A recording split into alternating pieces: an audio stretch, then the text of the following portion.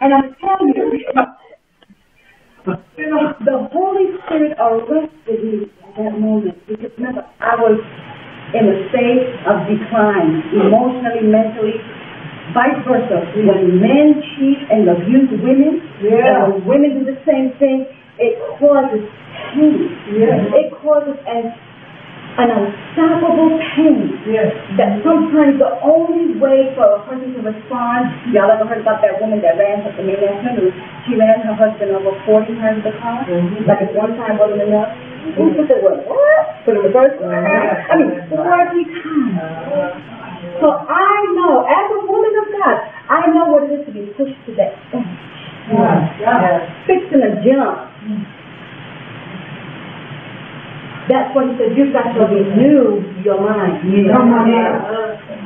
remember speaking to a lady who had been divorced for 14 years, and would you believe when she spoke, you would thought she was got divorced yesterday?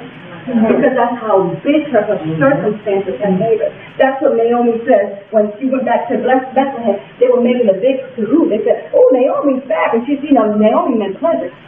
And she said, don't call me pleasant. She said, call me Manda, which means bitter. Because God has made my experience very bitter. To be right is like a grind. It depends on what you are made of. Amen. It depends on what you're made of. God gives you everything you need. Everything. Yes, He does. You need to make decisions based on what He gives you. When He said He makes a way of escape, Jesus is the escape. Jesus Himself is that escape. When you want to commit murder, Jesus is your escape. Amen. When you want to slap that sister for just doing what she did, I mean, you just want to pull her hair out and she ain't got it. You just snap it out of her hair. That's right. Now, y'all, listen. You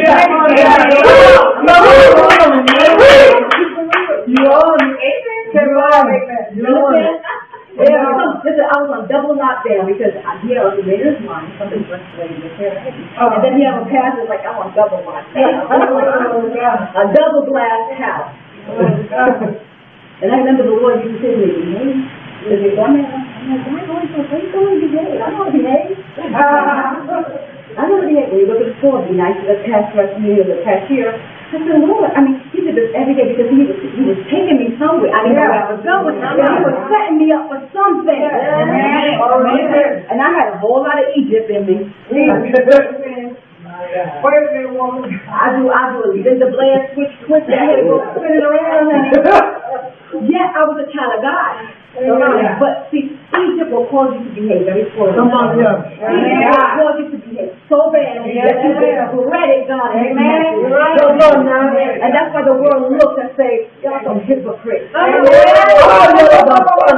we representing God, supposedly, and yet we're coming out of character. I'm not saying we don't fall, I'm not saying we don't get mad, but God gives us He gives us what we need. Yes, He does. He gives us to us. We choose to either take it or not. Amen.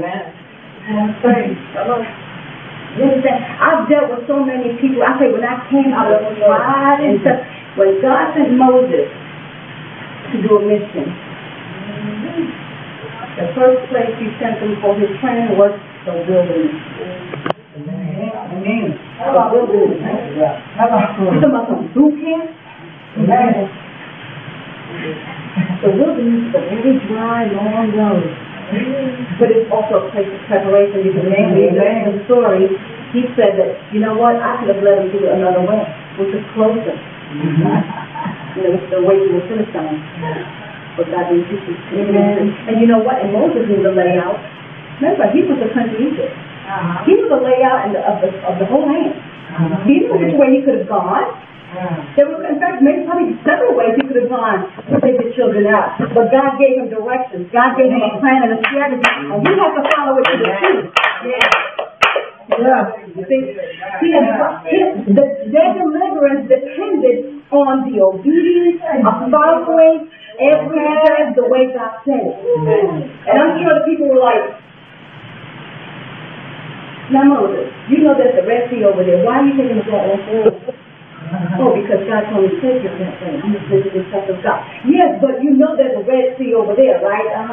And that way's the wilderness, and that was a dead end. Well, now, why would God lead you to a dead end? See, when God leads you into a corner, when God's way leads you to a way that goes against logic and reason, He's setting the platform up to show His power. You can trust that plan. You got to trust the plan. Because the God who called you, He said, I order your steps. I'm going to lead you in the way you should go. Not to lead yourself. I'm going to lead you. So when logic kicks in and say, God, this doesn't make sense. When I left New York, I did the Abraham walk. And God said, go. Left with a luggage and a laptop. That's it. One luggage and a laptop, and it was the same for the children. I said, where are we going, Dan? I don't know. Ended up in Atlanta. A ministry took care of me, provided for me there. Every need, clothes, lunch, everything needed. I had a school in New York, Northeastern High School. I had a house. Had money coming through. I went from that to totally depending on the ministry to Jesus, provide for us, take care of us, everything. See? Everything. Next meal, I have to wait till, their schedule. They had it planned out. But see, God always has a resting place. He always has a shelter. He has a tower set up specifically for you to take care of you in times of trouble. Amen.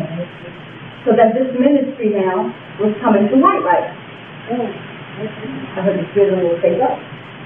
Well, I went. When we got to white rice, my daughter looked at me and she said, the person went to go there, she said, Mother, I thank you, Miss God.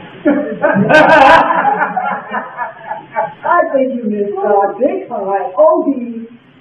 What is BC? You know, they can't and it was a nursing home. Maybe about 200 nursing? That the city, it was Katrina Goodson, the city of White Rock, he had a vision to repair and get this building together for the refugees. Dilapidated building that you didn't take nothing to even put. There's nothing to do with this building. Make a long story short, but a little vision, I told him, this is your assignment. Get this building over. The city, the county, the community got together, adopted a room for these people. One of the most beautiful shelters. But see, God knew I was coming. They had food there that when the students left, Red Cross left. God knew I was coming, but He had to wear their vision there. Yeah. That's where I lived, in a nursing home. When I got there, I said, you have to lie to me. Y'all told me we were going on a mission trip and we were going to be somewhere but not like this. We think mission trip is sitting in a 5-star hotel. Nothing wrong with a 5-star hotel. But sometimes when you go on a mission trip, you got to do it the wrong way. Sometimes the people are poor and they don't have kids. You have to sit on the floor. Come on now. They don't have forks and knives, so you got to use your hands to eat. Come on now. But sometimes we're so confident, we're so full of ourselves, we don't want to do that. Ooh, and God had a lot of feeling with this. One time, because I was the same. So full of myself. So full of pride. I didn't like schedules because I didn't believe in schedules. I just did it when I wanted to do it. My music director used to tell me, Narda, he said, you got to write things down. I don't write nothing down. I'm not going to volunteer. Yes, I don't tell me what to do. I don't know how to do it.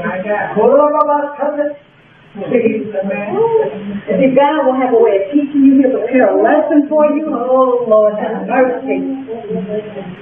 God, this ministry had maybe 10, 12 people that flew in from different parts of the world. It was a place where pastors and prophets would come in to regroup.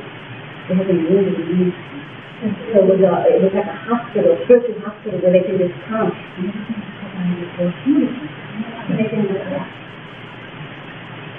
and here, God brings you to the